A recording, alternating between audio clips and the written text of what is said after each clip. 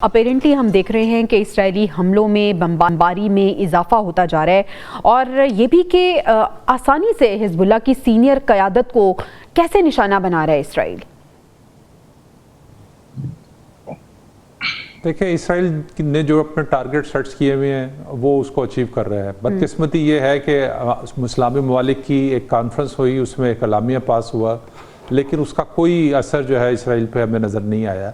अब दूसरी चीज़ ये है कि सिर्फ हमने देखा तुर्किया की तरफ से जो है जैसे जो इसराइली सदर के फ़िज़ाई हदूद के हवाले से कोई फ़ैसला है या और बहुत सारे मामला हैं, तो ये अमली इकदाम जो है वो हमें अरब रियासतों की तरफ से जब तक होता हुआ नज़र नहीं आएगा, जब तक उसके तरसील के रस्ते बंद नहीं होंगे, जब तक उसकी फ़िज़ाई हदूदें जो है वो बंद नहीं होगी, उस वक्त तक मुझे नहीं लगता कि जो है वो इसराइल के ऊपर कोई प्रेशर बिल्ट हो सकता है। सिर्फ अरब रियासतें या मुसलमान रियासतें सिर्फ ये सोचें कि ट्रंप आ गए हैं, वो आके जंग ख़त्म करा देंगे, तो ये मेरा नहीं ख्याल है कि इस तरह से जंग ख़त्म होगी। अरब मुल्कों को जो है इसमें जो है कोई स्ट्रेटजी प्लान करनी चाहिए इसराइल को रोकने के लिए। अगर मिलके ये कोई स्ट्रेटजी, कोई जो हकीकत पसंदाना स्ट्रेटजी हो, सिर्फ बयानबाजी ना हो, उसके बगैर मुमकिन ही है नहीं है कि इसराइल का जो है वो रास्ता रोका जा सकता है। तो अब देखते हैं कि अभी तो ट्रंप ने आना है, उसके बाद कोई इकदाम होंगे। अभी तो अमरीकी इंतज़ामिया की कोई पॉलिसी में तब्दीली नज़र नहीं आ रही। इसराइल मुसलसल जो है वो अपने टारगेट्स पे हमले कर रहा है और वहाँ पर शहादतें हो रही हैं। तो ये सूरत हाल आने वाले दिनों में मजीद कशीदा ही होगी जब तक कोई इसमें अमली इकदाम नहीं होगा। अमली इकदाम बहुत ज़रूरी है। इफ्तिखार साहब, अरब ममालिक का किरदार बड़ा इंपॉर्टेंट है, ये किरदार कब अदा किया जाएगा? आपको ऐसा लग रहा है कि इसराइल अपनी बर्बरियत को एक न्यू नॉर्मल बनाता जा रहा है? सिर्फ हमारा ये काम है कि हम लफाजी का इस्तेमाल कर दें, हम मजम्मत करें, सोशल मीडिया देखें तो हम इनकी स्टोरीज शेयर करते जाएं, सिर्फ यही हमारा काम है क्या?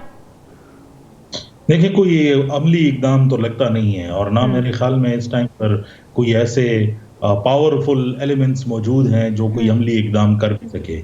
सेइंग दैट जो हम देख रहे हैं इस टाइम पर वो सिर्फ और सिर्फ इजराइल और फ़लस्तीन वाली जंग में नहीं, बल्कि यूक्रेन और रशिया वाली जंग में भी हम एक एक्सेलरेशन देख रहे हैं। और अब तो अमेरिका ने इजाज़त भी दे दी है यूक्रेन को लॉन्ग रेंज मिसाइल जो है रशिया को सेंट्रल में जो है वो अटैक करने के लिए। उसकी वजह यह है कि जब तक डोनाल्ड ट्रंप ऑफिस में नहीं आते, क्योंकि उनको मैंडेट दिया गया है कि वो बातों को जो है वो रिजॉल्व करें, और वो इस मैंडेट पे आ रहे हैं कि जंग का जो है वो खात्मा करें। अपेरेंटली लगता तो यही है, लेकिन जो 1 महीना है उसके अंदर जो हम देखेंगे कि ऐसी सूरत हाल बनेगी कि शायद दोबारा इस जंग को जो है वो रोकना किसी के बस की बात नहीं होगी, अमेरिका के अपने बस की बात जो है वो नहीं होंगी। इस किस्म के इकदामात नजर आ रहे हैं इस टाइम पर।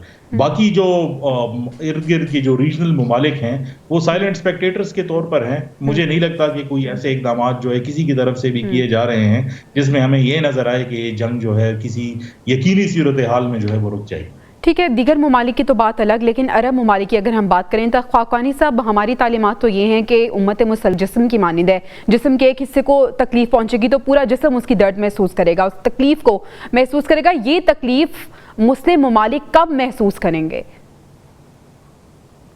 देखिए, बदतमीज़ी से ज़्यादा ये बात तो इस दफ़ा तो बिल्कुल ही इतनी मायूसकुन है कि आप ये समझ लें उम्मत मुस्लिमा पूरी तरह नाकाम होगी, टोटल फेलियर है और कोई चांस नहीं है। और मुझे ऐसा लग रहा है कि इसमें बड़े ये अगले 1 महीना जो मौसम है इसमें शिद्दत आएगी, यूक्रेन वाली वार में भी आएगी, इधर भी आएगी। इसलिए आएगी कि उसके बाद इसने एंड हो जाना। मुझे लगता है एंड होने से पहले इसराइल कोशिश कर रहा है कि हिजबुल्लाह के इंफ्रास्ट्रक्चर को मुकम्मल तौर पर तबाह कर दे और उसकी जो कैपेसिटी है रॉकेट फेंकने की वो उसको मैक्सिमम तबाह करे।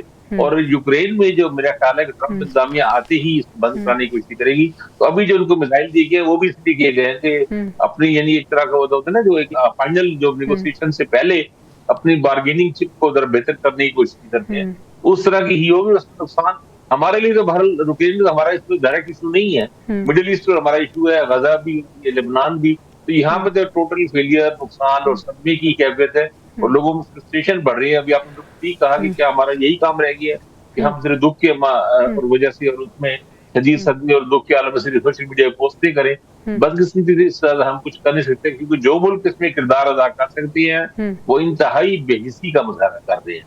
पड़ोसी अरब ममालिक जो खास तौर पर वही कर सकते हैं ना। हमारी तो किसी बॉर्डर भी नहीं मिलती, हम 1000 किलोमीटर से ज्यादा दूर बैठे हैं। तो बहरहाल बहुत ही अफसोसनाक है, बहुत ही काबिल मुजम्मत है और एक सरियन जुल्म हो रहा है और इंसानी ज़मीर नाम की चीज जो है ना, आलमी ज़मीर नाम की चीज, वो भी लगता है बिल्कुल नापैद होगी।